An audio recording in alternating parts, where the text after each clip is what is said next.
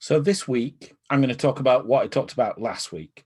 So I'm going to explain in more detail what I was talking about last week, and especially why we would do that. And I'm going to call this the Prufrock Moment. We'll see why I'm going to give it that strange title a bit later on. So last week, what did we talk about? We talked about burn-up charts. We talked about how to use stories and sizing of stories and tracking of progress to produce a burn-up chart, and from that to understand when a project is or isn't going to deliver. So just to recap on what we talked about last week, we talked about collecting stories together. So collecting together all of the things that you want to do in a project. And then we talked about sizing those stories using the Fibonacci series.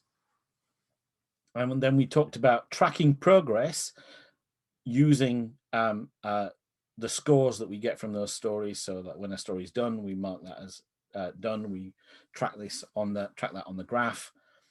And we also talked about reducing scope, using this argument to reduce scope so that you could have a reliable idea about when a project might deliver. Now, I talked about the how last week quite a lot. What I didn't really talk about was why might we do this? And that's what I'm going to talk about this week. And this is why I call this talk the Prufrock Moment. It's a quote from The Love Song of J. Alfred Prufrock by T.S. Eliot. Should I, after tea and cakes and ices, have the strength to force the moment to its crisis? So that's important you understand that by doing this, by collecting stories together, giving those stories some kind of complexity score, and then tracking progress, and then plotting that on a graph to see when your progress is going to complete all of the stories that you have in your backlog. What you're doing is you're forcing the moment to a crisis. And what is the crisis that you're creating? Well, the crisis that you're creating is the realization. This is harking back to pirate ships, one of the earlier talks that I did. The crisis that you're creating is the realization that there is substantially more work to do than the time allowable. I'm going to surprise you, or maybe not, depending on your level of experience. This is always the case. There's always more work to do than the time allowable, than the deadline for a project. This is nearly always the case. The worst projects that I've seen are ones where N is 8 or 9. I've seen projects where there are 8 or 9 times as much work to do as there is time allowable. The better projects, sometimes it's only 1.5 times as much work to do as there is time available. But still, that can cause a problem because maybe the feeling is that absolutely everything that is in the backlog has to be done before a project can go live. So what we're trying to do by using this device of stories, Fibonacci points, tracking progress, using a burn-up chart, is to try and force this realization, is to try and identify, look the elephant in the room straight in the eye, and understand that the project will not deliver on time. But why would we do that? Why would we do this thing that seems like it's going to upset a lot of people, it's going to cause a lot of distress? The reason that we can do that, the reason we're doing this is because we actually want the project to succeed. We want the project to succeed. And so we're trying to move the project, and this is what I'm going to talk about in just a second. We're trying to move the project onto a footing where it will actually be able to deliver value to its customers. So once we've got to the point where we've got the crisis, we've identified the crisis, what are we going to do then? Well, one thing that we can do at this point is we can move the deadline. So we can be frank that not all of this work is going to be done by a certain time. We can move the deadline. Actually, I'm not a huge fan of doing this, and I'll talk about why in just a second. But if, for example, everything that's on your list absolutely has to be done before a thing can go live, this might be the only thing that you can do, is to move the deadline. What I prefer to do is to change the scope. You see, Rick Moranis shrunk the kids there.